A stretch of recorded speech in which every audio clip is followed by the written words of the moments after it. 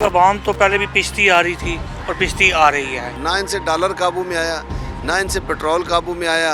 जब ये दोनों चीज़ें काबू में नहीं आती तो फिर महंगाई तो होती है। गवर्नमेंट्स के एसीज, डीसीज और पटवारी ये सब 500-500 रुपये में टेंट्स बेच रहे हैं, राशन बेच रहे हैं, लोगों की मदद नहीं हो रही। ये जितने भी लोग हैं, ये तमाम लोग आप लोगों के दुश्मन हैं, आवाम दुश्मन लोग हैं ये। अब कोर्ट जो पिछले 4.5 सालों में हुकूमत पिछली करके गई है, वो इस हुकूमत को भुगतना पड़ रहा है। अब लाजमी आप देख रहे हैं, महंगाई ना करते या पेट्रोल या चीनी आटा ना महंगा करते तो शायद हमारा मुल्क भी श्रीलंका तरह हो जाना था।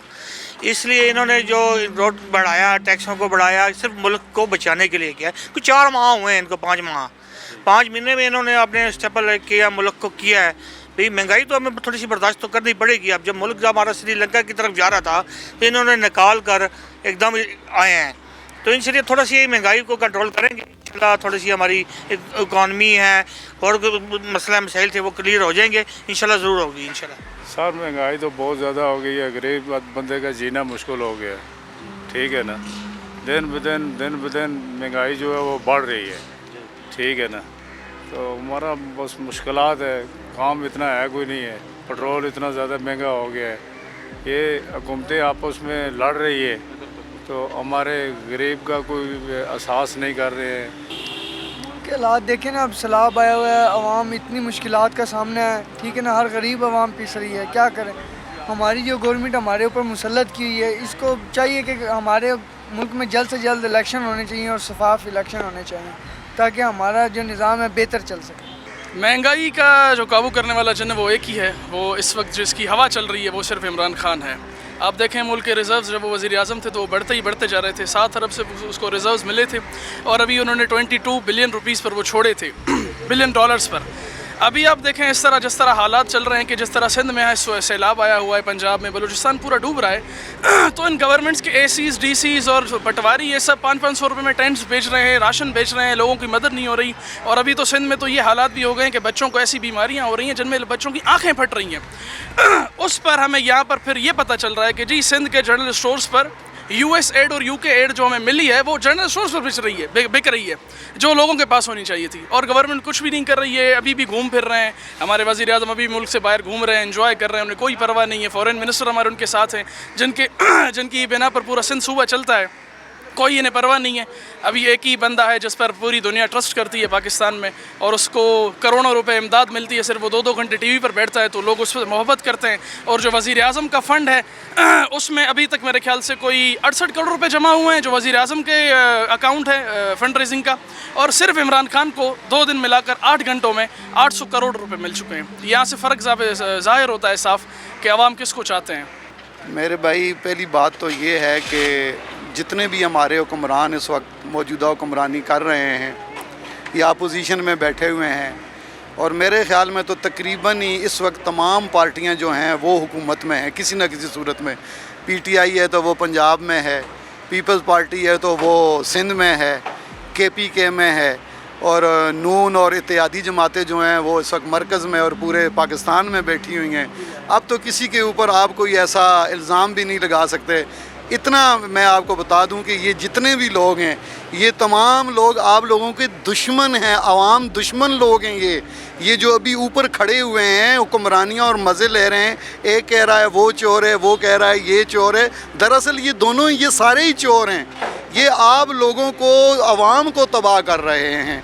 इनके पास, मैं इनको मानता हूँ, अभी सैलाब आया है, मुझे ये बताएं जितने भी हुक्मरान हैं, वज़ीर आज़म, सदर पाकिस्तान, इमरान खान, चलो नाम लेना पड़ता है क्योंकि अपोजिशन में है, ठीक है जी। इसके अलावा मुझे ये बताएं किसी बंदे ने अपनी 5 मरले ज़मीन बेच के सैलाब में दी है? मैं इनको मान जाऊँ। लोगों को कहते हैं खैरात इकट्ठी करो, हमें दो और हम तस्वीरें बनाएं और यहाँ बाँटें। और अल्लाह के बंदों, पहले तो अपने आप को जो है ना पेश करो, अपनी जायदादों में से 50% बेचो, इन गरीब लोगों के हवाले करो, इस मुल्क की कोई खिदमत करो, फिर तुम आओ। मैं तुमसे एक सवाल करता हूँ, अगर घर मेरा हो तो मैं लोगों को कोई घर आप लोग मुझे बना के दें और मज़े में लूँ? कितनी बड़ी अफसोस की बात है यार। मज़े तुम लोग शुरू से ले रहे हो और आइंदा भी लेते रहोगे। ये जितने भी हुक्मरान हो, मैं किसी एक की बात नहीं कर रहा, 1 to ऑल तमाम पार्टियों वालों से। पहले तो भाई मैं मानता हूँ आप लोगों को, कोई इस्लाम का नाम ले रहा है, कोई मदीना का नाम ले रहा है, कोई ये कर रहा है, कोई वो कर रहा है। और मेरे भाई पहले अपनी जायदादें बेचो, बेच के इस मुल्क का कर्जा उतारो, फिर आओ यहाँ पर मज़े लो, मौजें करो, तुम्हारा हक बनता है, हम भी तुम्हारा साथ देंगे। वही जो गरीब अवाम है ऑलरेडी पिसी हुई है, उसी से कहते हैं कुछ निकालो हैं जी, कुछ दो तो हम आगे जाके बांटें। और भाई हम खुद भी बांट सकते हैं, ये तो भाई आप मुझे माल ला के दो, मुझे हेलीकॉप्टर दो, मैं भी जाके बांटना शुरू कर दूंगा। ये कोई इतना बड़ा मसला, इतना बड़ा काम नहीं है।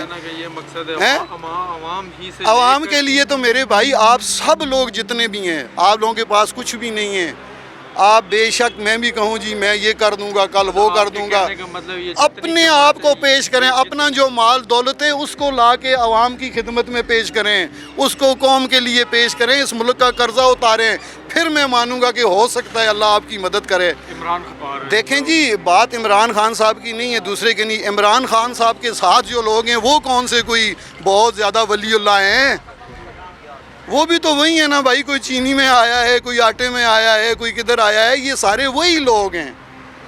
कोई इधर से उधर हो जाते हैं, उधर से उधर। मैं एक ही बात सिर्फ इन लोगों से करता हूँ कि भाई इस वक्त जो इतना बड़ा सैलाब आया, इतनी मुश्किल आई है, आप में से किसी बंदे ने अपनी कोई घर बेचा हो, कोई आपने अपना प्लाट बेच के तो मुल्क के इस कर्जे में दिया है? मैं आप लोगों से एक बात पूछता हूँ, बस इसका मुझे जवाब दे दें। जितने हुक्मरान हैं, जितने MNAs हैं, MPs हैं, जो ऊपर लेवल के लोगों की बात कर रहा हूँ, आवाम तो पहले पिसी हुई है मेरे भाई, वो तो किसी ना किसी तरीके से आपको टैक्स भी पे कर रही है, सब कुछ दे रही है। आप एक पानी की बोतल देते हैं, उस पर भी आप हमसे टैक्स ले रहे हैं भाई, और हम दे रहे हैं, हमारी क्या जरूरत है हम ना दें? देखिए, हमने तो समझा था कि ये जो 13 लोग आए हैं बड़े पुराने लोग हैं, मईशतदान भी इनके पास हैं, बड़े मंजे हुए, और ये हर चीज़ को कंट्रोल कर लेंगे। और हमने समझा कि इमरान खान से शायद नहीं चल रहा है काम, तो ये तो बड़ा अच्छा कर लेंगे, लेकिन ऐसा मुमकिन नहीं हुआ। ना इनसे डॉलर काबू में आया, ना इनसे पेट्रोल काबू में आया। जब ये दोनों चीज़ें काबू में नहीं आती तो फिर महंगाई तो होती है, और महंगाई अब नहीं, अब तबाही है। मतलब इसको हम महंगाई नहीं कहेंगे, ये तबाही कहेंगे। आम आदमी जिसकी 25-30 हज़ार तनख्वाह है, या एक मज़दूर है, या कोई कहीं छापा लगा के बैठे, तो वो कैसे गुजारा करता होगा भाई? उसके पास कितने पैसे आ जाते, उसका बिजली का बिल जो है, बिजली का बिल उसकी तनख्वाह के बराबर है। फ्यूल एडजस्टमेंट, भाई मुफ्त में पेट्रोल आप डालें, जमा ये लोग कराएं, गरीब आदमी कराएं, चोरी बिजली कोई और करे, दे अवाम। यार मतलब ये क्या सिस्टम है? इस मुल्क के जो हुक्मरान है ना, उन्होंने इस मुल्क को तबाह कर दिया है। पिछले अरसा हो गया है, 2000 करोड़ रुपए हम रोज़ाना का सूद अदा करते हैं, जो कर्जे लिए ना बाहर से, और मज़ीद लेंगे। हम तो दलदल में फंसे हैं। हम तो ऐसे हैं कि यहाँ से एकदम ज़मीन बैठ जाए और हम बीच में चले जाएं, वो हमारी हालत है इस वक्त। एक तरफ सैलाब में फंसे पाकिस्तानी तो दूसरी तरफ आसमान से बातें करने वाली लामुतनाई महंगाई। आवाम ये पूछना चाहते हैं कि वो महंगाई जो जुलाई 2021 में 8.7% थी, अब 24.9% तक पहुंच चुकी है। आखिर इन तमाम वजूहात का ज़िम्मेदार कौन है, हज़ब इख्तलाफ या हज़ब इक़्तिदार? कैमरामैन फ्रांसिस के साथ सरदार वलीद मुख्तार, चैनल 51, इस्लामाबाद।